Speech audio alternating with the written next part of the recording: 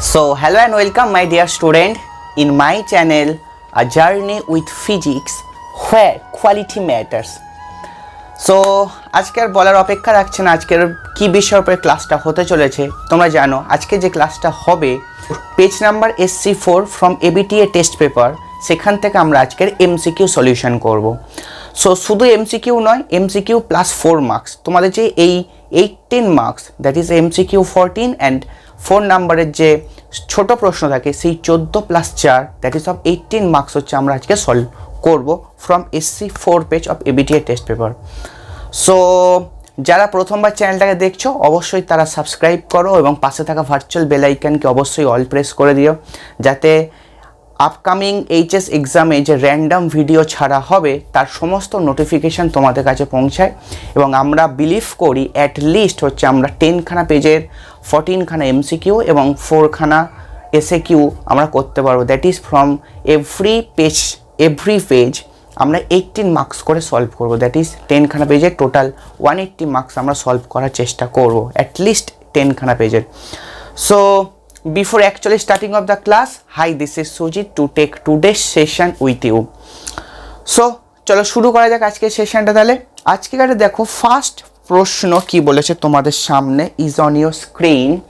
তোমাদের সামনে কি বলেছে দেখো, একটি পারদ ফোটার বিভব হচ্ছে 90 ভোল্ট, একে 27টি ছোট ফোটায় বিভক্ত করলে বিভব কত হবে? 2, 5, 10 or 15? Which gone B your right answer? যাদের কাছে টেস্ট পেপারটা নেই তাদের কাছে চিন্তা করার কোনো কারণ নেই, আমি প্রতিটা প্রশ্ন বোর্ডে লিখে দেব, অপশানগুলোও থাকবে এবং তোমরা হচ্ছে সলভ করার চেষ্টা করো। ফার্স্ট অফ অল তোমরা ভিডিওটা পজ করে সলভ করার চেষ্টা করো এবং আফটার দ্যাট যদি না পারো তোমরা হচ্ছে সলিউশনটাকে দেখো। ওকে, সো দেখো এইটাকে আমরা ফার্স্ট অফ অল ছোট্ট প্রসেসে করব, তারপর বিগার প্রসেসে করব। অর্থাৎ প্রথমে স্টেপ বাই স্টেপ সলিউশনটা না করে আমরা একটা ফর্মুলা জানি, সেই ফর্মুলাটা অ্যাপ্লাই করে করার চেষ্টা করব। কিছু না, তোমাদেরকে জাস্ট একটা ফর্মুলা মাথায় রাখতে হবে যে বড় ফোটার জন্য বিভব বি ফর বিগ, তাহলে পোটেনশিয়াল অফ বিগার ফোটা, ঠিক, that is a bigger drop. So VB into the power 2/3 into VS. S হলো স্মল যে ফোটা তার হচ্ছে কে বিভব, স্মল ছোট একটা ফোটার বিভব, এনটা হলো নাম্বার অফ ড্রপস যতগুলো ফোটায় বিভক্ত করা হয়েছে, দ্যাট ইজ অফ এন এখন 27, আর ভিবি তোমাকে বলে দিয়েছে 90 ভোল্ট, তোমাকে ভিএস এই ছোট ফোটার বিভক্ত করলে বিভব কত হবে, অর্থাৎ ছোট্ট একটি ফোটার বিভব দ্যাট ইজ অফ ভিএস তোমাকে বার করতে দিয়েছে। সো ভেরি ইজি, তাহলে ভিবির জায়গায় তুমি 90 বসিয়ে দাও, n to the power 2/3 that is 27 to the power 2/3 into VS. তাহলে এটা 90 27 টু দি পাওয়ার 2/3, তুমি 27-এর ফার্স্টে কিউব রুট করো, দ্যাট ইজ হচ্ছে 3কে স্কোয়ার করে দাও, দ্যাট ইজ অফ 9, তাহলে VS. Okay, so VS will be your 10 volt. So your option will be option C. তাহলে ছোট্ট একটা ফোটার বিভব হবে ভিএস সমান 10 ভোল্ট।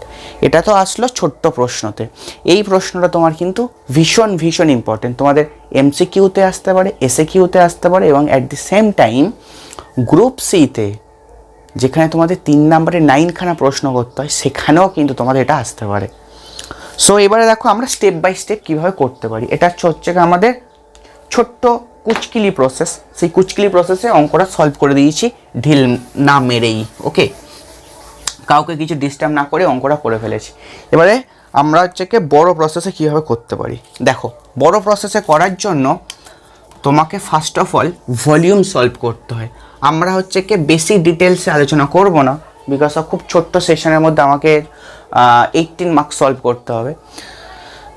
তাহলে তুমি যদি এরকম ছোট ছোট বড় একটা ফোঁটা সেটাকে ঢিল মেরে ভেঙে ছোট্ট ফোঁটায় পরিণত করলে, সরি ঢিল মেরে তো ভাঙা যায় না কোনো একটা আধানের ড্রপকে, সো যাই হোক এরকম 27টা ফোঁটায় ভেঙে দিয়েছো। এই 27টা ফোঁটার প্রত্যেকটা ফোঁটার বিভবকে ধরে নাও স্মল, আচ্ছা বিভবকে ধরে নাও ভি, আর এইখানকার বিভবকে ধরে নাও হচ্ছে কি তুমি ভি প্রাইম ধরে নাও। ওকে, বড় ফোঁটাটার বিভব ধরে নাও ভি প্রাইম এবং ছোট ফোঁটার প্রত্যেকটা বিভব ধরে নাও ভি। এই ভি তোমাকে বার করতে হবে এবং ভি প্রাইম 90 ভোল্ট তোমাকে সাপ্লাই। ছোট ফোঁটার প্রত্যেকটার ব্যাসার্ধ স্মল আর ধরে নাও আধান স্মল কিউ ধরে নাও। ঠিক আমি বলতে বলতে যাচ্ছি, তোমরা যারা লেখার থাকবে তোমরা কিন্তু লিখতে পারো। ছোট ফোঁটার প্রত্যেকটার বড় ফোঁটার ব্যাসার্ধ তুমি ক্যাপিটাল আর ধরে নাও এবং এর আধানকে ধরে নাও তুমি 27 ইন্টু স্মল কিউ। ন্যাচারালি ছোট্ট ছোট্ট 27খানা বিন্দু হয়েই একটা বড় ফোঁটা গঠন করেছে। তাহলে বড় ফোঁটার যদি আধান যা হবে ছোট ফোঁটাগুলোর মধ্যে ইকুয়ালি ডিস্ট্রিবিউট হয়ে যাবে। সেই জন্য ছোট ফোঁটার আধানকে ধরে নিলাম স্মল কিউ। তাহলে বড় ফোঁটাটার আধান হবে যতগুলো ড্রপে ভাঙা হয়েছে তার অত গুণ, তার মানে 27 কিউ। তাহলে এর পরের প্রসেস তোমাদের কি হয়, ভলিউমটাকে সমান করে দেওয়া। তাহলে 4/3 of pi big R cube, that is বড় ফোঁটার একটার ভলিউম সমান সমান ছোট্ট 27খানা ফোঁটার ভলিউম। তাহলে 4/3 পাই স্মল আর কিউব। তাহলে তুমি ভালো করে দেখো, এটা কেটে গেল 4/3 পাই। ক্যাপিটাল আর সমান তুমি লিখতে পারছো 3 ইন্টু স্মল আর। তাহলে বড় ফোঁটার ব্যাসার্ধ ছোট ফোঁটার ব্যাসার্ধের মধ্যে একটা তুমি সম্পর্ক পেয়ে গেলে। এবার তুমি ভালো করে ভাবো, বড় ফোঁটার বিভব তুমি কি করে বার করবে। তুমি বলবে বড় ফোঁটার বিভব এইভাবে বার করা যায়, ভি প্রাইম, যেহেতু ভি প্রাইম আছে 1/4 পাই এপসাইলন নট। কেন আমরা 1/4 পাই এপসাইলন নট নিচ্ছি, because it is told that the potential is volt, that is potential SI এককে বলেছে, তাহলে আমাকে 1/4 পাই এপসাইলন নট নিতেই হবে। তাহলে এটা ক্যাপিটাল কিউ বাই তুমি আর লিখবে। ক্যাপিটাল কিউটা কি না, বড় একটা ফোঁটা, বড় ফোঁটাটার আধান আর বড় ফোঁটার ব্যাসার্ধ। তাহলে তুমি 1/4 পাই এপসাইলন নট, বড় ফোঁটার আধান কত 27 ইন্টু স্মল কিউ বাই আর, আর এর ভ্যালু কত, আর সমান 3 আর বসিয়ে দিলে, বিকজ বিভবের রাশিমালা হয় কিউ বাই আর, আমরা জানি। এবার তুমি ভালো করে দেখো, এই 3 দিয়ে 27 কাটলে 9 এবং 4 pi epsilon not small Q by R. এবার যদি খুব ভালো করে লক্ষ্য করো, তাহলে 1/4 pi epsilon not Q by R, এটা কি দিচ্ছে জানো, ইয়েস ইউ আর রাইট, এটা হলো ছোট একটা ফোঁটার বিভব। আর এই ভি প্রাইমটা কত 90 ভোল্ট বসে আছে, সরি ডিগ্রি কেন দিলাম, ওয়াই 90 ভোল্ট বসে আছে। এটা যদি ছোট্ট একটা ফোঁটার বিভব হয়ে থাকে, ছোট্ট একটা ফোঁটার বিভব হয়ে থাকে, তুমি এটাকে তুমি এই জায়গাটা তাহলে ভি বসাতে পারবে, দ্যাট ইজ 90 সমান 9 ইন্টু ভি, অর্থাৎ ভি সমান 10 ভোল্ট। তাহলে এরকম বড় প্রসেসে করেও তুমি 10 ভোল্ট আনতে পারো, এবং ছোট্ট প্রসেস যেটা তোমার ফর্মুলাটা মাথায় রাখতে হবে, ভিবি সমান n⁻2/3 ইন্টু ভিএস, তাহলে ওইভাবেও করা যায়। গট ইট মাই ওয়ার্ডস? চলো let's moving to the next question. ঠিক নেক্সট কোশ্চেনের দিকে আমরা যাই। I hope clear. চলো তাহলে তোমাদের এটা অপশন নাম্বার সি হয়েছিল। এবারে কোশ্চেন নাম্বার 2 দেখো, নেক্সট প্রশ্ন কি বলেছে, কিউ আধানযুক্ত একটি তৈলবিন্দুর ভর এম, কত প্রাবল্যের তড়িৎ ক্ষেত্রে এটি সাম্যাবস্থায় থাকবে। এটা তোমার হচ্ছে প্রশ্ন, কত প্রাবল্যের একটা তড়িৎ ক্ষেত্রে এটা সাম্যাবস্থায় থাকবে। মানে তুমি যদি একটা বিন্দু তৈলবিন্দুর ভর ধরো এম, তার উপরে একটা নিশ্চয়ই গ্র্যাভিটি জনিত ফোর্স আছে এবং সেটাকে তুমি বলবে এমজি। Got it? এবারে প্রাবল্যের অভিমুখ কেমন হওয়া উচিত, যার জন্য এটা কিন্তু ওখানটা স্থির অবস্থায় থাকবে, অর্থাৎ গ্র্যাভিটি তাকে নিচের দিকে টেনে নামানোর চেষ্টা করছে, আর ইলেকট্রিক ফিল্ড নিশ্চয়ই ঊর্ধ্বমুখী ফোর্স দেবে, যার জন্য তৈলবিন্দুটা গ্র্যাভিটি ফোর্সটাকে ব্যালেন্স করতে পারবে। ঠিক এটাই প্রসেস। তাহলে নিশ্চয়ই electric force, that is coulomb force, সেটা কিন্তু উপরের দিকে হওয়া উচিত এবং অ্যাটলিস্ট গ্র্যাভিটি ফোর্সের সঙ্গে সমান হওয়া উচিত, এবং গ্র্যাভিটি ফোর্সের সঙ্গে সমান হওয়া উচিত। তবেই গ্র্যাভিটি ফোর্সটাকে সে ব্যালেন্স করে গ্র্যাভিটির সঙ্গে কুলম্ব ফোর্সের ব্যালেন্সের জন্য ওইখানে তৈলবিন্দুটা স্থির অবস্থা অর্থাৎ সাম্যাবস্থায় থাকতে পারে। তাহলে তুমি কি লিখবে, গ্র্যাভিটি জনিত ফোর্স এমজি, এবং এটার আধান যেহেতু কিউ বলে দিয়েছে, তাহলে ওইটার ওপরে কিউ ইন্টু তড়িৎ প্রাবল্য, এটাই তোমাদের কুলম্ব ফোর্সের রাশিমালা বা কুলম্ব ফোর্স বা ইলেকট্রিক ফোর্স তড়িৎ বল বলতে পারো। কারণ ইলেকট্রিক প্রাবল্য যদি ই হয়, দ্যাট ইজ তড়িৎ প্রাবল্য যদি ই হয়, তার উপরে যদি কোনো একটা, তার মধ্যে যদি কোনো আধান কিউ থাকে, তাহলে তার উপরে যে টোটাল ফোর্স হয় সেটা হলো এপসিলন কিউ ইন্টু ই, আর উই নো দিস। তাহলে তোমাকে ইটাই বার করতে বলেছে, তাহলে ই সমান কি হবে, that is of mg/q। Very simple, that is option number C. So option B তোমাদের হবে না, ঠিকঠাক। তাহলে তোমাদের অ্যান্সার হবে option C, that is of mg/q। Okay, I hope clear. চলো moving to the next question, that is question number 3। আয়তন স্থির রেখে ইলেকট্রিসিটি থেকে প্রশ্ন। চলো দেখো, নাম্বার 3 কোশ্চেন, আয়তন স্থির রেখে একটি তারের দৈর্ঘ্য 1% বাড়ানো হলে তাহলে তার হচ্ছে কি হবে। 4টে অপশান আছে তোমাদের সামনে, তোমরা দেখতে পাচ্ছ। রোধাঙ্ক 1% বাড়বে, রোধ 2% বাড়বে, রোধাঙ্ক 1% কমবে, রোধ 2% কমবে। আচ্ছা তোমরা কি জানো, রোধ দৈর্ঘ্যের সাথে কি হয়, সমানুপাতিক হয়, তাই না? অর্থাৎ আর ইজ প্রপোর্শনাল টু এল, তাই না? আর সমান রো এল বাই এ, এটা ফর্মুলা। তাহলে রোধ যদি দৈর্ঘ্য যদি বাড়ে, নিশ্চয়ই হচ্ছে কি আমাদের রোধ হচ্ছে কি বাড়বে। দৈর্ঘ্য যদি বাড়ে রোধও বাড়বে, বিকজ ক্ষেত্রফল সেখানে কমবে। দৈর্ঘ্য বাড়লে ক্ষেত্রফল কমবে, কমার দিক দিয়েও রোধ বাড়বে, দৈর্ঘ্য বৃদ্ধির দিক দিয়েও রোধ বাড়বে। তাহলে কখনোই কমবে অপশান তোমাদের আসতে পারে না। তাহলে ফার্স্টেই সিডি অপশান দুটো বাদ, এ বির মধ্যে হতে পারে। এ বির মধ্যে দেখো যদি হয়, তাহলে আমি হচ্ছে কি ডাইরেক্ট বলে দিতে পারি, রোধ দৈর্ঘ্য 1% বাড়ানো হয়েছে, তাহলে রোধও কখনো 1%, রোধাঙ্ক 1% কখনো বাড়তে পারে না, রোধই 2% বাড়বে। এটাই তোমাদের অ্যান্সার হবে। হাউ এবারে সেটা আমরা করে দেখাচ্ছি। দেখো তোমাকে এটা একটু মাইন্ড রাখতে হবে, মনে রাখতে হবে, দ্যাট ইজ এটা হয় আর প্রাইম বাই আর সমান এল প্রাইম বাই এল এর হোল স্কোয়ার। ঠিক আছে, যেখানে এল প্রাইমটা হলো নতুন দৈর্ঘ্য আর এলটা হলো পুরনো দৈর্ঘ্য, আর প্রাইম হলো নতুন রোধ, আর হলো পুরনো রোধ। ঠিক আছে, আর হলো পুরনো রোধ। তাই তুমি এখন দেখো এল প্রাইমটা কত হয়েছে, দেখো 1% বাড়ানো হয়েছে। তাহলে তুমি বলবে এল প্রাইম সমান তুমি লিখবে 101% যেহেতু বাড়ানো হয়েছে, তাহলে 101/100 into L, that is 101% of L. এটা লেখা উচিত তোমার। তার মানেই হচ্ছে তুমি বলবে এল প্রাইম সমান 101L/100, এটা তুমি বলবে। তাহলে এল প্রাইম বাই এল সমান কত হলো, 101/100, এটাই তোমার ভ্যালু, 101/100।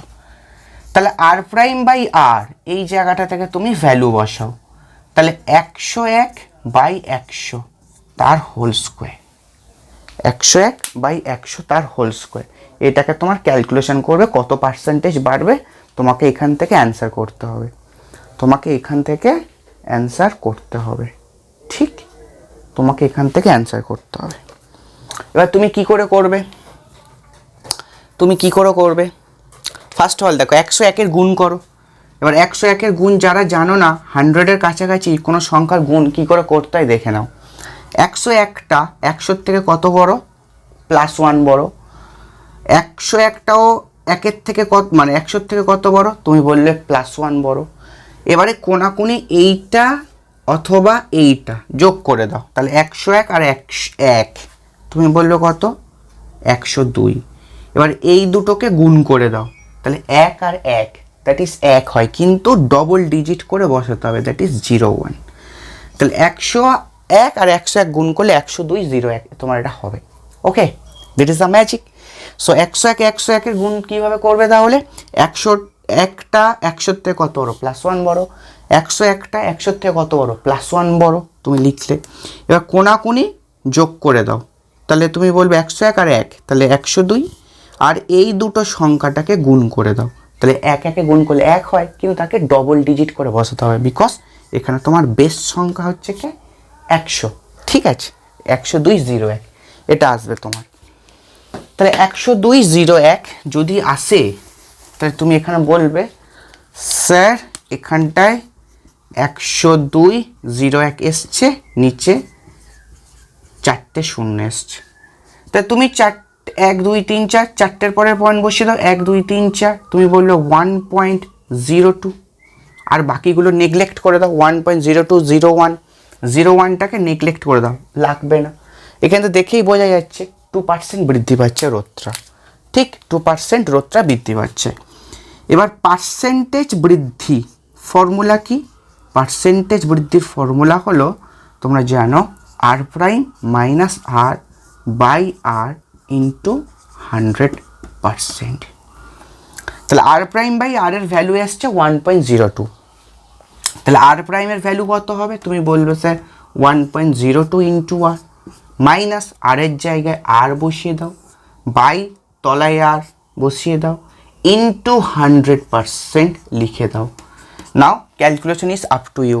তুমি r কে কমন তুলবে ওপরে, আর নিচে থেকে r কেটে যাবে, 1.02 মাইনাস 1 আসবে, বিয়োগ করলে 0.02 পাবে, আর 100% আছে, তাহলে 0.02 ইন্টু 100%, দ্যাট ইজ অফ 2%। তাহলে তোমার রোধ হচ্ছে কি 2% বৃদ্ধি পাবে, ঠিক রোধ হচ্ছে কি 2% বৃদ্ধি পাবে। Got it? চলো moving to the next question. আমরা তাহলে পরবর্তী কোশ্চেনে দিয়ে যাই, that is question number 4, that is of magnetism থেকে, দ্যাট ইজ ইলেকট্রোম্যাগনেটিক্স থেকে। চলো question number 4। So now look, the question number 4 is on your screen. একটি বলেছে কি, বৃত্তাকার তারকুণ্ডলীর অক্ষ বরাবর কেন্দ্র থেকে আর বহু দূরে চৌম্বক ক্ষেত্র বি এর মান কি হতে পারে, সেটাই তোমার প্রশ্ন। 4টে অপশান আছে, যেখানে পিএম হলো, তোমাকে ভেবে নিতে হবে পিএম সম্পর্কে কোনো ইনফরমেশন দেয়নি, তোমাকে ভাবতে হবে পিএমটা হলো আমাদের এখানে চৌম্বক ভ্রামক, that is of magnetic moment, that is current into area. Okay, current into area. So first of all ভাবো তোমার পিকচারটা কিন্তু এইরকম। এটা ধরো বৃত্তাকার তারকুণ্ডলী, তার কেন্দ্র থেকে অক্ষ বরাবর আর বহু দূরের কোনো বিন্দু, এবং ব্যাসার্ধকে তুমি ধরে নাও এক্স, ঠিক? তাহলে তোমাদের রাশিমালা কি হয়? এটা দূরত্বটা আর এটা ব্যাসার্ধটা এক্স, আবার মেনশন করছি ব্যাসার্ধ হচ্ছে কি এক্স। তাহলে তোমাদের রাশিমালা কি হয়? রাশিমালা হয় ম্যাগনেটিক ফিল্ডের এই বিন্দুতে μ0/2, এটা আই থাকে, ওপরে বসে হচ্ছে তোমার ব্যাসার্ধ, that is of x square by of R square plus x square whole 3/2, এটা তোমাদের ফর্মুলা হয়। এবার তুমি যদি আর কে 0 করে দাও, তাহলে আর 0 হয়ে গেলে x cube μ0I/2x, that is perfect. এটা তোমার অ্যাকচুয়াল ফর্মুলা হয়, ঠিক আছে? এটাই তোমার হয়। এবার তুমি ফার্স্ট অফ অল ভাবো কন্ডিশন তোমার কি, আর হচ্ছে বহু দূরে, তাহলে আর এর ভ্যালুটা এক্সের থেকে অনেক অনেক বড়, ব্যাসার্ধের থেকে অনেক বড়। তাহলে ব্যাসার্ধের থেকে যদি অনেক বড় হয়ে যায়, তাহলে তুমি নিচে আর স্কোয়ারের তুলনায় এক্স স্কোয়ার টার্মটাকে নেগলেক্ট করে দিতে পারো অবশ্যই। তাহলে তুমি ওপরে লিখবে μ0I/2 into x square by, তুমি লিখবে এটা নেগলেক্টেড, তাহলে লিখবে এটা আর কিউব, ঠিক?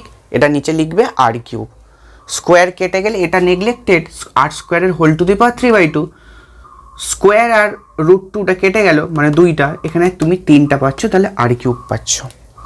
এবার খুব ভালো করে ভাবো, কারেন্ট ইন্টু এরিয়া তবেই আসে আমাদের পিএম, তাই তো?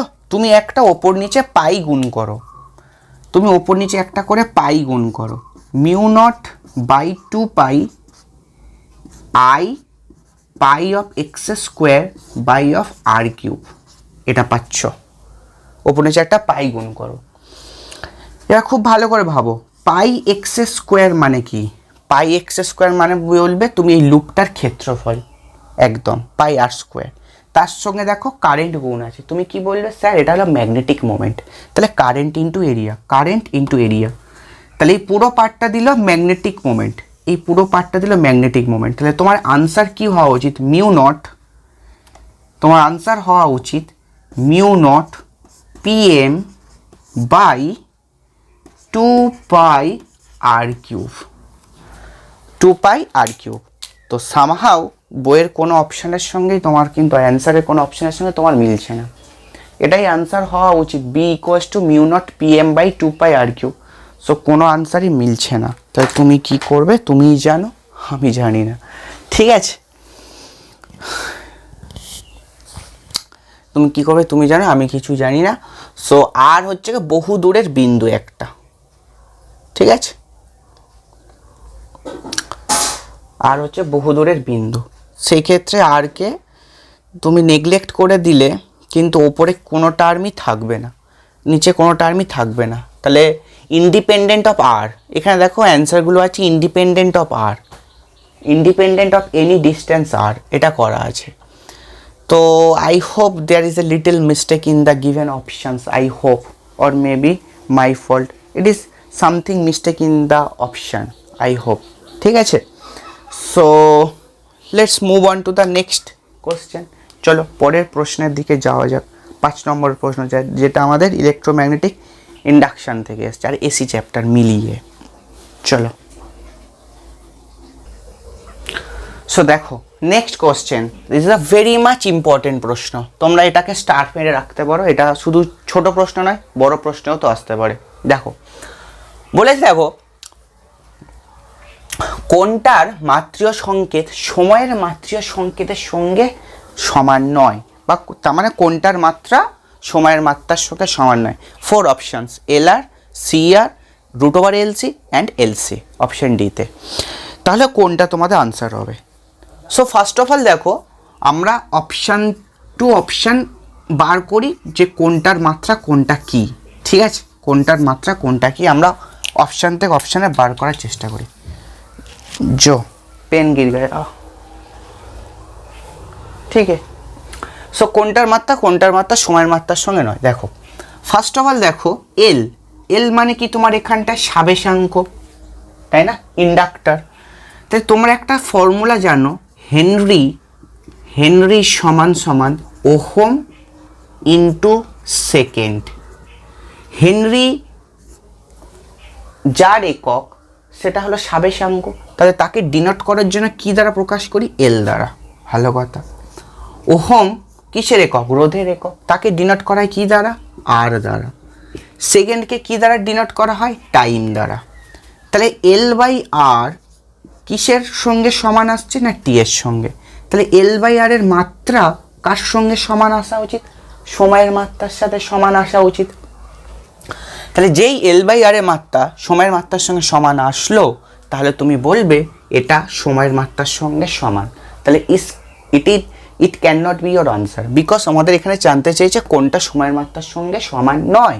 তাহলে এটা তোমার আনসার হতে পারে না, বিকজ এটা হলো সময়ের মাত্রা। সিআর, এখন অপশান বি আছে সিআর। সিআর মানে কি? সি হলো ক্যাপাসিট্যান্স, আর হলো রেজিস্ট্যান্স। তাহলে সিটাকে তুমি কি লিখতে পারো? তুমি বলবে স্যার কিউ বাই ভি লিখতে পারি, চার্জ বাই বিভব। অ্যান্ড আরটাকে কি লেখা যায়? ভি সমান আই আর, ওহমস ল থেকে। তাহলে আর সমান ভি বাই আই। তাই তুমি ভোল্টেজ আর এই ভোল্টেজ ক্যান্সেল আউট করতে পারো। তাহলে কিউ বাই আই, কিউ মানে আবার কি জানি, আধানকে লেখা যায় কিউ সমান আইটি, আর নিচে আছে আবার আই। তাহলে আই আই গেটস ক্যান্সেলড, তুমি টি পেলে। তাহলে সিআরের মাত্রাও কার মাত্রার সঙ্গে সমান? তুমি বলবে টাইমের মাত্রার সঙ্গে সমান। সিআরের মাত্রাও টাইমের মাত্রার সঙ্গে সমান। তাহলে এটাও তোমার আনসার হতে পারে না। এটা তোমরা শুধু এইভাবে কোনটা অ্যান্সার হবে সেটা করতে যাও না, তোমাদের পরীক্ষার সময় এটাও আসে, দেখাও যে এল বাই আর এবং সিআরের মাত্রা সময়ের মাত্রার সঙ্গে সমান। 2 নম্বরের প্রশ্ন আসতেই পারে পার্ট বিতে, যেখানে 2 নম্বর ইন্টু 5টা সেখানে করতে, সেখানে এই প্রশ্নটা তুমি এক্সপেক্ট করতেই পারো। তো যাই হোক, তাহলে আমার এ বি থেকে অ্যান্সার আসেনি। অপশান সি থেকে কি আসতে পারে? সি থেকে যা আসবে ডি থেকে তার উল্টোটা আসবে, আমরা বলে দিতে পারবো, বিকজ তার স্কোয়ার আসবে। এবার তুমি একটা ফর্মুলা জানো, এফ সমান 1/2 পাই √LC। তুমি বলে স্যার এটা কোথায় শিখেছি? আমি বলে দাঁড়াও মনে করাচ্ছি। তুমি এটা শিখেছো রেজোন্যান্স, দ্যাট ইজ এলসিএস সার্কিটে অনুনাদি ফ্রিকোয়েন্সি, দ্যাট ইজ অফ অনুনাদি কম্পাঙ্ক বার করার যে ফর্মুলা ছিল, এফ সমান 1/2 পাই √LC, এটা ছিল। তাহলে √LCটাকে তুমি এপারে পাঠিয়ে দাও, √LCটাকে পাঠিয়ে দিলে 1/f আসছে, 1/f আসছে, তার সঙ্গে 2 পাই আছে, আর 2 পাই তো ডাইমেনশনলেস, ছাড়ো বাদ দাও। তাহলে এটা এদিক গেলে 1/f আসছে। এফটা কি?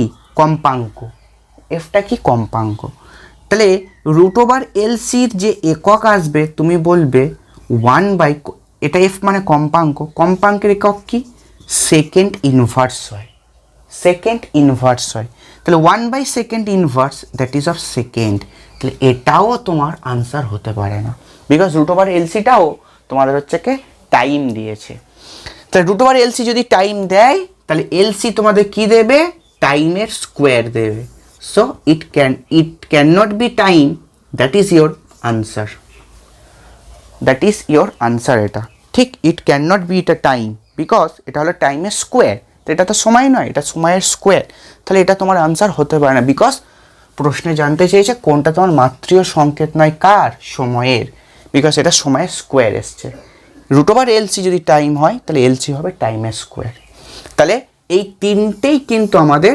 মাত্রা হচ্ছে কি টাইমের মাত্রার সঙ্গে সমান, that is of capital T তাদের মাত্রা হবে, আর এটা হবে টাইমের square, that is of T square. I hope clear and fine. চলো নেক্সট প্রশ্নে যাওয়া যাক। চলো দেখো, কোনো তড়িৎচুম্বকীয় তরঙ্গের তড়িৎ ক্ষেত্রের বিস্তার 48 ভোল্ট পার মিটার, যেটা 2 × 10⁻10 হার্জ কম্পাঙ্কে কম্পিত হয় বা স্পন্দিত হয়, চৌম্বক ক্ষেত্রের বিস্তার কত হবে সেটা তোমার জানতে চেয়েছে, দ্যাট দেয়ার আর 4 অপশনস, এটা খুব ইজি, তোমাকে এইটা যে কত কম্পাঙ্কে কম্পিত হয় এটা তোমার ফলস রাশি, মানে এটা তোমার অ্যাডিশনাল রাশি, কোনো ক্যালকুলেশনে তোমার আসবে না, এটা তোমাকে দিয়ে হয়তো ঘাবড়ে দিতে পারে, তুমি একটাই ফর্মুলা ইউজ করবে, আমরা জানি লোকনাথ বাবা ইকুয়েশন, যখনই বিপদে পড়বে তড়িৎচুম্বকীয় তরঙ্গে একটাই ইকুয়েশন ফলো করবে, কারণ বিপদে পড়লে আমরা লোকনাথ বাবাকেই ফলো করি, স্মরণ করি, লোকনাথ বাবাই বলে গেছে, তাহলে সেটা হলো লোকনাথ বাবা ইকুয়েশন তড়িৎচুম্বকীয় তরঙ্গের ক্ষেত্রে, C equals to E/B, that is of electric field by magnetic field সমান সমান কি দেয়, তড়িৎচুম্বকীয় তরঙ্গের ভেলোসিটি, দ্যাট ইজ লাইটের ভেলোসিটি, গট ইট। সো এটা তোমাদের 3 × 10⁸ সি এর ভ্যালু, ইর ভ্যালু তোমার হচ্ছে দেখো বলে দিয়েছে 48, এবং বি মানে বি, ওকে, তাহলে কোথাও একটা সেন্স আসছে 1.6 × 10⁻7 এর, তাহলে বি হয়ে গেল 48/3 × 10⁸, এটা 3 দিয়ে কাটলে 16, আর এটা হলো 10⁻⁻8, এবার তুমি একটা 10কে এদিক নিয়ে নাও, একটা এটাকে কমিয়ে দাও, আর এটা এদিকে সরিয়ে দাও, তাহলে এত টেসলা, ঠিক, তাহলে 1.6 × 10⁻⁻7 Tesla is your answer, and option will be D. চলো আই হোপ ক্লিয়ার, তুড়ি মেরে উড়িয়ে দেওয়া অঙ্ক, ঠিক, চলো বোম মেরে দিয়েছি উড়ে গেছে, let's move to the next problem, that is problem number আমাদের 7, চলো অপটিক্সের। চলো দেখো, 1.5 প্রতিসরাঙ্কের কোনো লেন্সের বায়ুতে ফোকাস দৈর্ঘ্য 15 সেন্টিমিটার, এটি 4/3 মাধ্যমে কোনো প্রতিসরাঙ্কে রাখলে ফোকাস দৈর্ঘ্য কত হবে? আচ্ছা তুমি জানো 4/3 প্রতিসরাঙ্ক কার? জল, আর জলে রাখলে এটা একটা মুখস্থ টাইপ নয়, এটা মনে রাখার বিষয়, জলে রাখলে ফোকাস দৈর্ঘ্য সবসময় কিন্তু 4 গুণ হয়ে যায়, কত হয় 4 গুণ, বায়ুর 4 গুণ হয়ে যায়, কোনো মাধ্যমে রাখলে ফোকাস দৈর্ঘ্য তো বেড়ে যায় বায়ু অপেক্ষা, তাহলে জলে রাখলে বাড়বে, এবং জলের যেহেতু প্রতিসরাঙ্ক 4/3, সেই জন্য প্রতিসরাঙ্ক হচ্ছে 4 গুণ বৃদ্ধি পাবে, that is answer will be your 60 centimetre, এটা তোমার মাথায় রাখতে বলছি, ইনকেস পরীক্ষার সময় তুমি হয়তো করতে পারলে না, অ্যান্সারটা তোমার বা এই ট্রিকটা মাথায় থাকলো, তাহলে then it will help you, okay. আর এমসিকিউ তো নো নিড টু ক্যালকুলেট, তাই না? তাহলে তুমি কি করে করবে, বায়ুতে প্রতিসরাঙ্ক, বায়ুতে ফোকাস দৈর্ঘ্য কত 15, আর লেন্সের প্রতিসরাঙ্ক 1.5, তাহলে তুমি লেন্স মেকার্স ফর্মুলা থেকে বলতে পারবে লেন্স নির্মাতা সূত্র μ-1 × 1 - R1 - 1/R2, এটা। এবার তুমি যখন অন্য কোনো মাধ্যমে রাখছো, তাহলে FB বললাম 1/FB, আর FA হলো এটা বায়ুতে, তাহলে এখন আলোটা কোথায় ঢুকছে না, বায়ু থেকে, দ্যাট ইজ AμB -1, সরি ভুল করলাম, এটা ঢুকছে μg, এটা ছিল ए म्यू जी। ठीक, अब ठीक है, গ্লাসে ঢুকছে, সবসময় গ্লাসে ঢুকছে মাধ্যম থেকে। তাহলে এটা 1/r1 মাইনাস অফ 1/r2 একদম। এবার তুমি এই দুটোকে ভাগ করে দাও, এইটা আর এটাকে ভাগ করে দাও। সেটা ভাগ করে দিলে তুমি কি পাবে? 1/fa by 1/fa by 1/fb उलट गया, that is fb by fa। Got it? 1/fa by 1/fb उल्टे गেল fb बाई fa সমান সমান এই দুটো রেশিওতে কেটে গেল। তাই তুমি লিখবে a mu G minus 1 by of b mu G minus 1 সমান a মিউ জির জায়গায় তুমি কি লিখতে পারো? Mu G by mu a minus 1 by mu G by mu B minus 1 একদম। এবার তুমি মিউজির জায়গায় কত লিখতে পারবে? এটা 1.5 আছে, তুমি এটাকে 3/2 বসাও, দেন পারফেক্টলি আসবে 3/2 বাই মিউ এ মানে কত? 1, তাহলে আমি বসাচ্ছি না 1টা, তাহলে 3/2 মাইনাস 1 একদম। মিউজি কত? 3/2। আর মিউবি কত না সেটাকে তোমার বলে দিয়েছে 4/3। তাহলে তুমি একটু ক্যালকুলেশনটা এখানে করে নাও, তুমি এখানে নিচে বসিয়ে বসিয়ে করো। 3/2 বাই 4/3, তাহলে উল্টে গেলে কত হলো? 9/8। তাহলে আমি একেবারে এখানে বসাচ্ছি 9/8 মাইনাস অফ 1। ঠিক, 3/2 মাইনাস 1, তাহলে তুমি বলবে হাফ। 9/8 মাইনাস 1 তুমি বলবে 1/8, তাহলে তুমি বলবে হাফ, আমি বলবো 8/1। তুমি বলবে স্যার কেটে গেল, আমি বলবো স্যার 4 হলো। তাহলে F B by F A সমান সমান এসছে 4। তাহলে এফ বি সমান সমান কত হলো? 4 ইন্টু এফ এ। এফ এ কত? বায়ুতে ফোকাস দৈর্ঘ্য 15, তাহলে 4 into 15 that is of 60 centimetre. 4 into 15 that is of 60 centimetre will be your perfect answer. ঠিক, চলো moving to the next question, that is of question number 7। সেটাও আমাদের প্রিজম থেকে এসছে। প্রিজমের উপাদানের প্রতিসরাঙ্ক জানতে চেয়েছে এবং প্রিজমের প্রতিসরক কোণ বলে দিয়েছে, আর ন্যূনতম চ্যুতিকোণও বলে দিয়েছে, দ্যাট ইজ 8-এর দাগ। চলো ততক্ষণ তোমরা টুকতে থাকো, আমি বোর্ড মুছে দিই। দেখো 8 নাম্বার কোশ্চেন, নাম্বার 8। একটি প্রিজমের উপাদানের প্রতিসরাঙ্ক জানতে চেয়েছে, যেখানে তোমার বলে দিয়েছে প্রিজমটার প্রতিসারক কোণ 60 ডিগ্রি এবং প্রিজমটার কোনো একটা প্রতিসারক তলে অর্থাৎ অপর প্রতিসারক তলে ন্যূনতম চ্যুতিকোণ 30 ডিগ্রি। সব दिमाग से हटा दो, focus on your calculation data. ए बोले दिए दैट इज ए। चलो करी और बोली। ए बोले दिए प्रतिसारक कोण 60 डिग्री, डेल एम बोले दिए तुम्हार न्यूनतम च्युतिकोण 30 degree. You have to find out mu. This is your question. So you know a very much formula. तुम्हारा एक फर्मुला जानो, कि जानो? म्यू समान sine of A plus del M by 2 by sine A by 2। तो mu समान sine of A plus del M that is 60 plus 30, 60 plus 30 by 2 that is sine 45, और sign A by 2 that is sine 30। तो √2 answer आसছে। Mu equals to that is option B. Sine 45 माने 1/√2 और sine 30 माने half.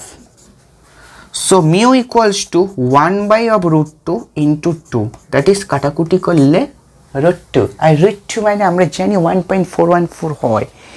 सो 1.414 হয় মানে 1.41 ही হয়। Okay चलो আমরা তাহলে পরের প্রশ্নে যাই। This was very interesting question and easy one. चलो नंबर 9 that is আমাদের এসছে অপটিক্স থেকে এবং সেটা ব্যতিচার। এটা মুখে মুখে বলে দিতে পারি। দেখো তোমাকে এখানে প্রশ্নে জানতে চেয়েছে একটি ব্যতিচার সজ্জার ক্ষেত্রে পটিগুলোর বৈসাদৃশ্য কোন বিষয়ের উপর নির্ভরশীল। তো একটি ব্যতিচার সজ্জার ক্ষেত্রে পটিগুলোর বৈসাদৃশ্য কোন বিষয়ের উপর নির্ভরশীল, এটাই প্রশ্ন। নাম্বার অপশান এ কী বলেছে, পটিপ্রস্থ, তরঙ্গ দৈর্ঘ্য, উৎসদয়ের দূরত্ব আর তরঙ্গ বিস্তারের অনুপাত। তাহলে পটির যে বৈসাদৃশ্য, পটিগুলো কীরকম দেখতে হবে কি হবে না, সেটা হচ্ছে কি কোন বিষয়ের উপর নির্ভরশীল। পটিপ্রস্থ, তরঙ্গ দৈর্ঘ্য, আচ্ছা তরঙ্গ দৈর্ঘ্য আর হচ্ছে কি উৎসদয়ের দূরত্ব, এইগুলো আমাদের অ্যান্সার হবে না। তরঙ্গ বিস্তারের অনুপাত, সেটাও তোমার আনসার হতে পারে না। তোমার যেটা অ্যান্সার হবে সেটা হচ্ছে পটিপ্রস্থ। যদি পটিপ্রস্থ পাল্টে যায়, কারণ সবগুলো পটিপ্রস্থই তো এরকম ইকুয়াল হয়, ব্যতিচারের অন্ধকার পটির ঝালর প্রস্থ আর আলোর ঝালর প্রস্থ সেইগুলো হচ্ছে আমাদের সমান হয়। এইটাকে তুমি যদি ডার্ক বলো, এটাকে ডার্ক বলো, তাহলে এটা আমার লাইট, এটা লাইট, এটা আবার ডার্ক, এটা আবার লাইট, এটা আবার ডার্ক। এই ডার্ক লাইট যে ডার্ক লাইট, সেগুলোর বেধগুলো কিন্তু সমান হয়, দেখতে সমান হয়। তা সমান হওয়ার জন্য তাহলে ঝালর প্রস্থগুলো একটা রেগুলার প্যাটার্নে দেখতে হয়, তা সেই প্যাটার্নগুলো চেঞ্জ হয়ে যাবে। তাহলে সেটা কোন জিনিসের ওপরে, তাহলে সেটা নিশ্চয়ই পটিপ্রস্থ হওয়া উচিত। বলেছে বৈসাদৃশ্য কোন বিষয়ের ওপর নির্ভরশীল, মানে কোনো পটির সঙ্গে কোনো পটি মিলবে না, তা সেই পটিপ্রস্থ নিশ্চয়ই চেঞ্জ হয়ে গেলে তাহলে মিলবে না কারোর সাথে কারোর। কারণ উৎসদয় দূরত্ব, that is of two small D, মানে টু স্মল ডি, এই যেটা উৎসদয়ের মধ্যে দূরত্ব, এটা চেঞ্জ হয়ে গেলে সবার ক্ষেত্রে চেঞ্জ হয়ে যাবে, তাহলে পটিগুলো আবার এক থাকবে। তরঙ্গ বিস্তারের অনুপাত, বিস্তারের অনুপাতের কোনো রেশিও বা কোনো ফর্মুলা সেখানে নেই, বা কোনো এফেক্ট সেখানে পড়ে না। ঠিক ঠিক আছে। আর হচ্ছে কি তোমার হচ্ছে কি উৎসদয়ের মধ্যে দূরত্ব, তরঙ্গ দৈর্ঘ্য, তরঙ্গ দৈর্ঘ্য তো কোনো চেঞ্জ হবে না, তরঙ্গ দৈর্ঘ্যতে তোমার হচ্ছে কি চেঞ্জ হবে না, কারণ তরঙ্গ দৈর্ঘ্যতে তোমাদের হচ্ছে কি যেটা হয় সেটা হচ্ছে যদি মনোক্রোম্যাটিক অর্থাৎ একবর্ণী আলো না ইউজ করে তুমি যদি এখন সাদা আলো ইউজ করো, তাহলে সেন্টারটা হচ্ছে কি রঙিন হবে, মানে সেন্টারটা সাদা হবে, বাকি সবগুলো কিন্তু রঙিন হতে থাকবে। কিন্তু সেখানটাও আমাদের পটিপ্রস্থ একই থাকে, ঠিক পটিপ্রস্থ একই থাকে। ঠিক আছে, তাহলে এটাই অ্যান্সার হওয়া উচিত। চলো আমরা হচ্ছে কি কোশ্চেন নাম্বার 10-এ যাই।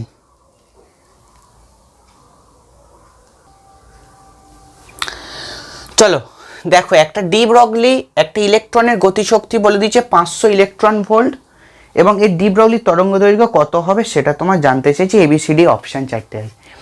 এটা দেখো, without doing anything you can solve this প্রশ্ন, or you can tick the correct option. How, দেখে নাও। ফার্স্ট অফ অল দেখো, 0.55 মিটার মানে 55 সেন্টিমিটার একটা ডি ব্রগলি তরঙ্গ দৈর্ঘ্য। না না না, বিকজ ডি ব্রগলি তরঙ্গ দৈর্ঘ্য অনেক অত্যন্ত ক্ষুদ্র, অ্যাটমিক ডাইমেনশনে তাদের ডি ব্রগলি তরঙ্গ দৈর্ঘ্য হয়। তাহলে 55 সেন্টিমিটার আমরা তো চোখে দেখতে পাই, ডি ব্রগলি তরঙ্গ দৈর্ঘ্য চোখে দেখা যায় না, সেন্স করা যায় না। ঠিক, এগুলো আমরা শিখেছি আমরা থিওরি ক্লাসে, বা যেখানে থিওরি পড়েছো। তাহলে না না না, ওটা হতে পারে না, তাহলে it can not be your answer. আর একটা ওরা কি ভুল করেছে দেখো, 0.55 অ্যামস্ট্রং, যা অপশান সিতে দেখো 0.55 ইন্টু 10⁻⁻10 মিটার। আর এটাই তো সেটাই লেখা আছে যেটা অ্যামস্ট্রং আর মিটার। অ্যামস্ট্রং থেকে মিটারে করতে গেলে 10⁻10 দিয়ে গুণ করতে হয়। তাহলে এই দুটো অপশান আর basically same, and same can not be your answer. তাহলে অপশান ডি পড়ে আছে, I think option D will be your answer, 0.65 angstrom, and definitely it will be your answer, definitely, I hope. কারণ এই দুটো তো same জিনিস, 0.55 angstrom and 0.55 into 10⁻10 metre, both are same quantity but same number. So এবারে কী করে আমরা করব, how we can solve this. তোমাকে এটা সলভ এইভাবে করতে হবে, দেখে নাও। তা ডি ব্রগলি তরঙ্গ দৈর্ঘ্য ইলেকট্রনের ক্ষেত্রে আমরা একটা ফর্মুলা শিখেছিলাম, ল্যামডা ইকুয়ালস টু 12.27/√v অ্যামস্ট্রংয়ে হয়, তাই না? 12.27/√v Armstrong. তাহলে lambda equals two 12.27/√v, √v এর মানে হলো বিভব, মানে এখানে 500 বসবে। হয়তো অনেকের প্রশ্ন আছে, স্যার এখানে গতিশক্তি আছে আর ওখানে ভিটা হলো বিভব, তাহলে কি আমরা বসাতে পারি? হ্যাঁ বসাতে পারি, যেহেতু আমাদের এখানে এক্সপ্লেন করার আমার খুব সময় নেই, তাহলে আমরা এই যেখানে গতিশক্তি থাক বা এত বিভবের মধ্য দিয়ে যাচ্ছে বলে দিক না কেন, আমরা 12.27/√v অলওয়েজ ইউজ করব for electron de Broglie wavelength বার করার জন্য। তাহলে পাশে এককটা ডেফিনেটলি অ্যামস্ট্রং হবে। ল্যামডা ইকুয়ালস টু 12.27, এবার √v মানে 500 বর্গমূল করতে হবে।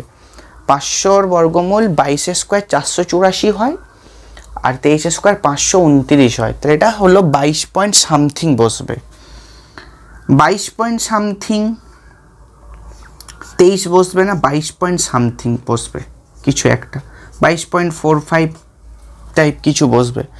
এবার দেখ এখানে যদি 24 হতো তাহলে এটা পুরো 1/5 হতো, মানে 0.55 হতো। তাহলে তোমরা বুঝতে পারছো, এটা তুমি যদি ক্যালকুলেশন করো তুমি 0.65 অ্যামস্ট্রংই পাবে, এটা অ্যামস্ট্রংই পাবে, অপশান ডি। তোমরা কমেন্ট বক্সে জানিও স্যার এটা 0.65 আসছে কি আসছে না, ঠিক? Got it? ওকে, চলো নাম্বার 11 কোশ্চেনে যাই। নাম্বার 11, চলো এটাও আমাদের ক্যালকুলেশন বা ক্যালকুলেটিভ আছে। চলো নাম্বার 11 দেখো। 11 নম্বর প্রশ্ন, বোরের মডেল অনুযায়ী হাইড্রোজেন পরমাণুর হিলিয়াম পরমাণুর প্রথম বোর কক্ষে ইলেকট্রনের শক্তির অনুপাত কি হতে চলেছে? কি হতে চলেছে শক্তির অনুপাত? আচ্ছা, এটার জন্য তোমরা একটা বড় করে লেখো। আমরা জানি হাইড্রোজেন পরমাণুর যে কোনো কক্ষপথে বোর মডেল অনুযায়ী শক্তির যে মান হয় সেটা হলো En সমান -13.6 by n square into Z square, -13.6 by n square into Z square, where Z is the atomic number of the atom, n হলো কক্ষপথের সংখ্যা, 13.6 হলো আমাদের নাম্বার। তাহলে -13.6 by n square into Z square electron volt হয়। এটাই হচ্ছে আমাদের যে কোনো বোর কক্ষপথে বোরের মডেল অনুযায়ী শক্তির মান। ঠিক আছে, আমাদের কি কি চুজ করতে হয়েছে দেখো, হাইড্রোজেন পরমাণু আর হিলিয়াম পরমাণু প্রথম বোর কক্ষ, তাই তো? তাহলে তুমি রেশিও করে দাও, দেখো ই হাইড্রোজেন করো ইস টু ই হিলিয়াম করে দাও, হিলিয়াম প্লাস He প্লাস। ঠিক আছে, তাহলে তুমি EH এর ক্ষেত্রে কি লিখবে বলো? এই ফর্মুলা অনুযায়ী তুমি বলবে স্যার হাইড্রোজেনের ক্ষেত্রে Z1 হয়, আর প্রথম বোর কক্ষ মানে দুজনের ক্ষেত্রেই N 1 হয়। তাই তুমি বলবে স্যার -13.6 ইন্টু জেড স্কোয়ার মানে 1 স্কোয়ার বাই অফ আবার 1 স্কোয়ার, হাইড্রোজেনের ক্ষেত্রে হয়ে গেল।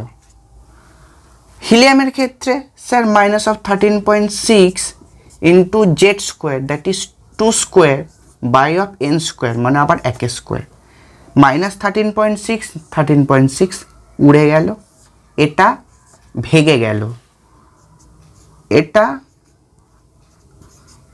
থেকে গেল, এটা অ্যান্সার হয়ে গেল। Option C will be your correct answer, that is 1:4। ঠিক, তাহলে 1:4 will be your correct answer. ঠিক আছে, চলো এবার আমরা 12 নম্বর প্রশ্নে যাই, যেটাও কিন্তু আমাদের ক্যালকুলেশন করার কোনো দরকার নেই এবং সেটা আমরা সিম্পলি করতে পারি। দেখো বলেছি, দেখো বোরের শিকার্য অনুযায়ী 12 নম্বর প্রশ্নটা আমি লিখছি না, আর তোমরা জাস্ট রিমেম্বার করে নাও বা লিখে নিতে পারো আমার কথা শুনে শুনে।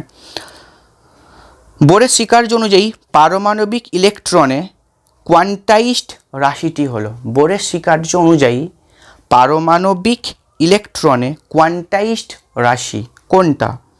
রৈখিক বেগ, কৌণিক বেগ, রৈখিক ভরবেগ, কৌণিক ভরবেগ। তাই তুমি কি বলবে অ্যান্সার? স্যার কৌণিক ভরবেগ হবে, বিকজ আমরা তো জানি কৌণিক ভরবেগ mvr সমান nh/2π, এটাই তো বোর বলেছিল, mvr সমান nh/2π হয়। তাহলে কোয়ান্টাইজড রাশি কোনটা হবে না, কোয়ান্টাইজড রাশি হবে আমাদের কৌণিক ভরবেগ। তাহলে বোরের শিকার্য অনুযায়ী পারমাণবিক ইলেকট্রনে কোয়ান্টাইজড রাশি হলো তোমাদের কৌণিক ভরবেগ, that is option number D রৈখিক বেগও হবে না, কৌণিক বেগও হবে না, রৈখিক ভরবেগও হবে না। ওকে,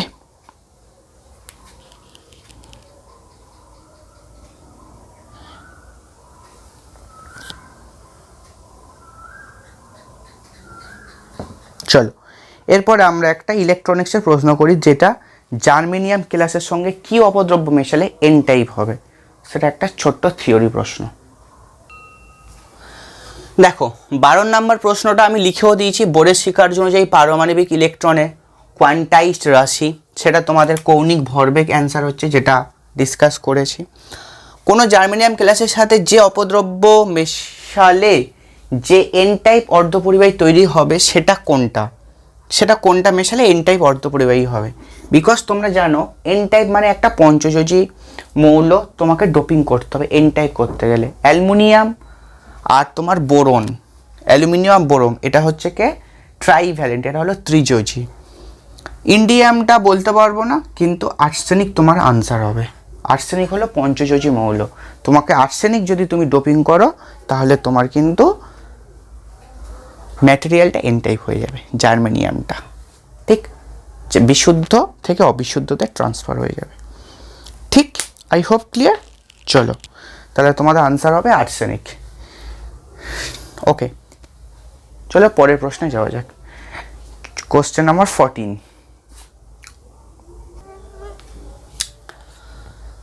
আচ্ছা দেখো কোশ্চেন নাম্বার 14, নিচে প্রদত্ত কোনটি সঠিক?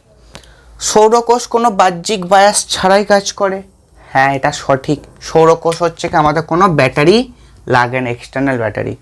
বিকজ জাংশনে আলো ফেলা হয়, সেই জাংশনে আলো ফেলার পরে জাংশনের যে কেলাস আছে সেই কেলাসগুলো বিচ্ছিন্ন হয়ে যায়, সেই বিচ্ছিন্ন হওয়ার পরে যে ইলেকট্রন হোল পেয়ার তৈরি হয় তারাই হচ্ছে কারেন্টকে মুভ করতে সাহায্য করে, বা তারাই কারেন্ট ক্যারি করে।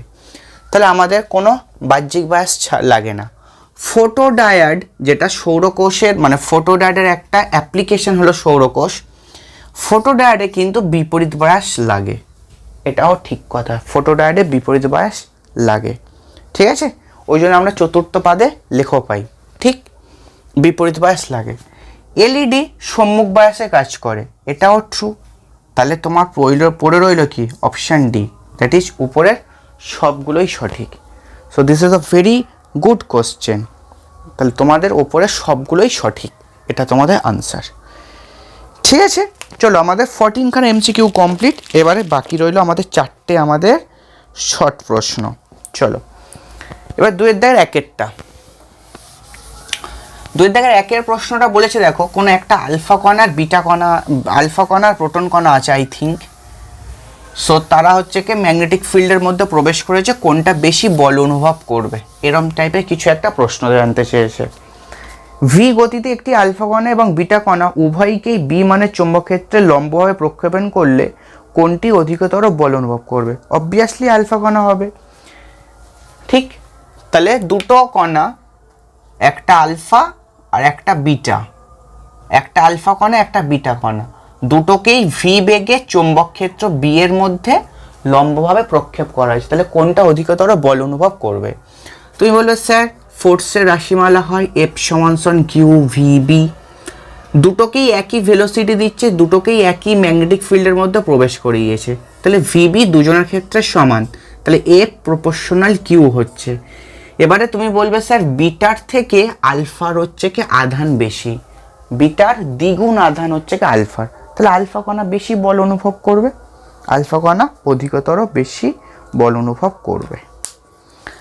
তারপরে দেখো এটার অথবা এইটার অথবা 2 এর দাগের 1-এর অথবা অরটা বলেছে, দেখো টেসলা ইনভার্স কোন ভৌত রাশির একক, কোন ভৌত রাশির একক? আই থিঙ্ক এটা ওরা একটুখানি মিস্টেক করেছে, টেসলা ইনভার্স হওয়া উচিত নয়, টেসলা ইনভার্স হওয়া উচিত নয়। কোশ্চেনে হয়তো টেসলা ইনভার্স দিয়েছে, কিন্তু প্রশ্নে টেসলা ইনভার্স হওয়া উচিত নয়। টেসলা ইনভার্স কোন ভৌত রাশির একক? টেসলা ইনভার্স দিয়ে আই থিঙ্ক কোনো ভৌত রাশির একক হয় না। যদি বলতো টেসলা কোন ভৌত রাশির একক, তাহলে তুমি বলতে অ্যান্সার চৌম্বক ক্ষেত্র। এটা হয়তো প্রিন্টিং মিস্টেক, যে টেসলা ইনভার্স ওরা দিয়ে ফেলেছে, টেসলা ইনভার্স দিয়ে ফেলেছে। টেসলা ইনভার্স কোনো ভৌত রাশির একক আই থিঙ্ক হয় না, এটা টেসলা হওয়া উচিত ছিল। তো 2-1 প্রশ্ন কমপ্লিট। এটা ডাইরেক্ট প্রশ্ন, এটা অথবা ছিল। তোমাকে এক্সট্রা ইনফরমেশনের জন্য আমি একটু বলে রাখি, একটা প্রশ্ন হতে পারে যে tesla metre square by ampere এটা হলো কোন ভৌত রাশির একক? Tesla metre square into ampere by ampere এটা কোন ভৌত রাশির একক? This a very very good question. Tesla metre square by ampere, চলো সলভ করা যাক।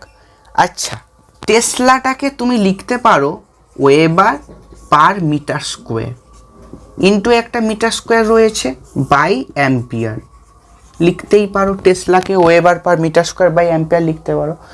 মিটার স্কোয়ার কেটে গেল, তাহলে তুমি বলবে স্যার ওয়েবার পার অ্যাম্পিয়ার এসছে। আচ্ছা, ওয়েবার পার অ্যাম্পিয়ার কোথাও জানি? হ্যাঁ, আমরা স্যার জানি একটা ফর্মুলা, ফাই সমান এলআই হয়। ফাই মানে ম্যাগনেটিক ফ্লাক্স, এল মানে ইন্ডাকশান, দ্যাট ইজ সাবেশাঙ্ক ইন্ডাক্টার, আই মানে কারেন্ট। তাহলে ওয়েবার পার অ্যাম্পিয়ার, তাহলে এটা কি দিচ্ছে দেখো, এল দিচ্ছে। Weber per ampere that is of তুমি হেনরি বলতে পারো। ওয়েবার পার অ্যাম্পিয়ার তার মানে হেনরি, এককের দিক দিয়ে হেনরি। তাহলে হেনরি কোন ভৌত রাশির একক? তাহলে তুমি বলবে ওয়েবার পার অ্যাম্পিয়ারটা তুমি বলবে সাবেশাঙ্কের একক। তার মানে tesla metre square by ampere এই পুরো জিনিসটার একক হয়ে গেছে এখন সাবেশাঙ্কের। আই হোপ ক্লিয়ার তোমাদের। পুরো প্রসেসটাই করা আছে। টেসলার জায়গায় ওয়েবার পার মিটার স্কোয়ার করলে মিটার স্কোয়ার কেটে গেল। ওয়েবার পার অ্যাম্পিয়ার মানে তুমি জানো ফাই সমান এলআই একটা ফর্মুলা আছে। ফাইকে বলা ওয়েবার, আইকে বলা অ্যাম্পিয়ার। তাহলে phi by I that is weber per ampere that is of henry, because এলটা হলো কোয়ান্টিটি, তার এককটা কি সেটা হলো হেনরি। তাহলে ওয়েবার পার অ্যাম্পিয়ার তাহলে কোন ভৌত রাশির একক? তুমি বলবে এল এর একক। এলটাকে কি বলা হয় স্যার? সাবেশাঙ্ক বলা হয়। ওকে, তো এটা সাবেশাঙ্কের একক। চলো নাম্বার 2 কোশ্চেন দেখো, একটি সুসংগত উৎসের নাম লেখো। তাহলে সুসংগত উৎসের নাম লেখো, তুমি বলবে YDAC that is Young's double slit. ঠিক, এটা হলো একটা সুসংগত উৎসের নাম। তাহলে প্রশ্নটা কি? একটা সুসংগত উৎসের নাম। তাহলে একটা সুসংগত উৎসের নাম হলো Young's double slit. Lloyd's mirror, লয়েডের দর্পণও আছে, আর ফ্রেসনেল বাইপ্রিজম, এই 3টে প্রসেস তোমাদের বইতে নাম দেওয়া আছে। এই 3টে প্রসেসই সুসংগত উৎস প্রত্যেকেই। ঠিক, তাই একটা উৎসের নাম হলো। ঠিক আছে, দুটি সুসংগত একবর্ণী আলোক উৎস গঠনমূলক ব্যতিচার সৃষ্টি করে। উৎস দুটোর মধ্যে দশা পার্থক্য কত? তো দুটি, তার পরের প্রশ্ন দ্যাট ইজ 2-এর দাগের অথবা। 2-এর দাগের অথবাতে কি বলেছে দেখো, দুটি সুসংগত একবর্ণী আলোক উৎস গঠনমূলক ব্যতিচার সৃষ্টি করে। উৎস দুটোর মধ্যে দশা পার্থক্য কত? তো তুমি বলবে যেহেতু গঠনমূলক ব্যতিচার সৃষ্টি করে, তাহলে গঠনমূলক ব্যতিচারের শর্ত কি? একটা হচ্ছে কি কনস্ট্যান্ট দশা পার্থক্য থাকতে হবে। তাহলে তুমি বলবে উৎস দুটোর মধ্যে দশা পার্থক্য হয় 0 অথবা 2π এর সরল গুণিতক। এই কথাটা তুমি বলবে। কি বলবে? উৎস দুটোর মধ্যে দশা পার্থক্য হয় 0, না হয় 2π এর সরল গুণিতক। ঠিক আছে, 2π এর সরল গুণিতক, এটাই হবে উৎস দুটোর মধ্যে দশা পার্থক্য। এবার দেখো নেক্সট প্রশ্ন কি বলেছে দেখো, নিউক্লিয় সংযোজন বিক্রিয়াকে তাপ নিউক্লিয় বিক্রিয়া বলা হয় কেন? Very good question. নিউক্লিয় সংযোজন বিক্রিয়াকে তাপ নিউক্লিয় বিক্রিয়া বলা হয় কেন? এটা আমি লিখে দিচ্ছি তোমাদের, যে নিউক্লিয়, এটা 2-এর দাগের 3-এর প্রশ্ন, আই থিঙ্ক 2-এর দাগের 3-এর প্রশ্ন। ইয়েস, নিউক্লিয় সংযোজন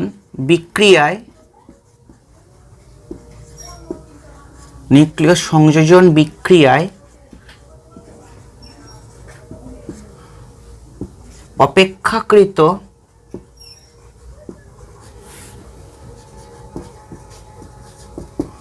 হালকা মৌল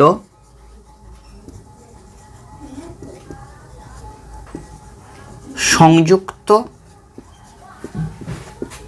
করতে হয়,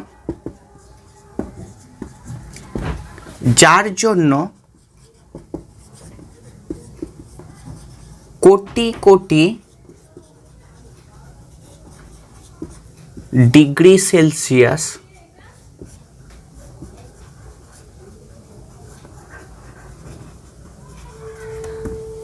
উষ্ণতার দরকার হয়। তাই একে তাপ নিউক্লিয় বিক্রিয়া বলা হয়।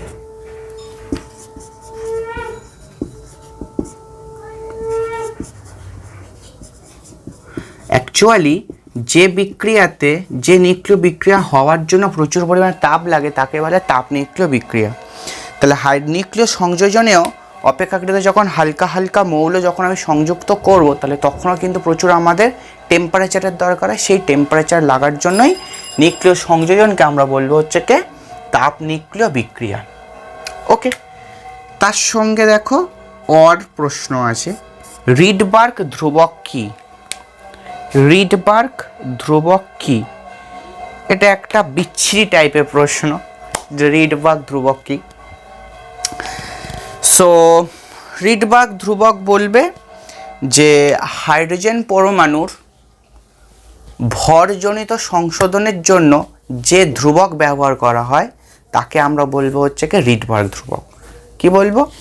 হাইড্রোজেন পরমাণুর ক্ষেত্রে ভরজনিত সংশোধনের জন্য যে কনস্ট্যান্ট আমরা বা যে ধ্রুবক আমরা ব্যবহার করি তাকেই আমরা বলবো রিডবার্গ ধ্রুবক, যার মান হচ্ছে তোমরা লিখে দেবে, যার মান হচ্ছে R সমান 109737 সেমি ইনভার্স, 109737 সেমি ইনভার্স, যার ভ্যালু হচ্ছে 109737 সেমি ইনভার্স। এটা হলো রিডবার্গ ধ্রুবকের মান। ওকে, রিডবার্গ ধ্রুবকের মান। নাম্বার 4 প্রশ্ন দিয়েছে, দেখো, একটি অর্ধপরিবাহী ডায়োডকে কিরূপ বায়াস প্রয়োগ করলে উক্ত পরিবাহীর রোধ সর্বোচ্চ মানে পৌঁছাবে? একটি অর্ধপরিবাহী ডায়োডকে কিরূপ বায়াস দিলে তার রোধ সর্বোচ্চ মানে পৌঁছাবে? রোধ সর্বোচ্চ মানে পৌঁছাবে মানে কোনো কারেন্ট ফ্লো করবে না। কোনো কারেন্ট ফ্লো করা মানেই হলো একটা ডায়োডকে তার বিপরীত বায়াস দেওয়া। তাহলে একটি অর্ধপরিবাহী ডায়োডকে কিরূপ বায়াস দিলে উক্ত অর্ধপরিবাহী রোধ সর্বোচ্চ মানে পৌঁছাবে? তুমি বলবে একটি ডায়োডকে বিপরীত bias, that is of reverse bias তাকে দিতে হবে, তবেই তার রোধ সর্বোচ্চ মানে পৌঁছাবে এবং কোনো কারেন্ট ফ্লো করবে না। একদম। 4 অথবাটা কি বলেছে দেখে নাও, লাস্ট, তারপরে হাফ ছেড়ে বাঁচবে। আমি জানি কোনো তাপমাত্রায় অ্যাকচুয়ালি কোনো নয়, কোন তাপমাত্রায় অর্ধপরিবাহী পুরোপুরি অন্তরক পদার্থে পরিণত হয়? তাহলে অর্ধপরিবাহী কোন তাপমাত্রায় অন্তরকের ন্যায় আচরণ করে? তুমি বলবে একদম 0 কেলভিন, অর্থাৎ -273 ডিগ্রি সেলসিয়াস, অর্থাৎ 0 কে -273 degree Celsius, that is of 0 kelvin উষ্ণতায় অর্ধপরিবাহী পারফেক্টলি অন্তরকের ন্যায় আচরণ করে। ঠিক আছে, অন্তরকের ন্যায় আচরণ করে, কারণ এরপরে যত উষ্ণতা বাড়তে থাকবে তত হচ্ছে এর বন্ডিং ভেঙে যাবে, ভেঙে যাওয়ার পরে সে হচ্ছে আস্তে আস্তে করে ইলেকট্রনগুলো ভ্যালেন্স ব্যান্ড থেকে কন্ডাকশন ব্যান্ডে যাবে, ফলে আমাদের অন্তরকের মতো বিহেভ করবে না। তাহলে 0 কে উষ্ণতায় অন্তরকের ন্যায় আচরণ করে, ব্যাস। কোন উষ্ণতায়? সো আমাদের আজকে সেশন এই পর্যন্ত কমপ্লিট করব। 14+4 18 নম্বর আমাদের কমপ্লিট। সুতরাং তোমরা ভালো করে পড়াশোনা করতে থাকো, মন দিয়ে খুব ভালো করে প্রিপারেশান নাও। এবছর এইচএস এক্সাম হচ্ছে, শিডিউল টাইমে যেমন হওয়ার সেরকম হচ্ছে। সো তোমরা ভালোভাবে পড়াশোনা করতে থাকো, কোশ্চেন দেখতে থাকো, টেস্ট পেপার সলভ করতে থাকো, বইও ডিপলি পড়তে থাকো। সো দেখা হচ্ছে পরের ভিডিওতে, তব তক কে লিয়ে বাই, টাটা।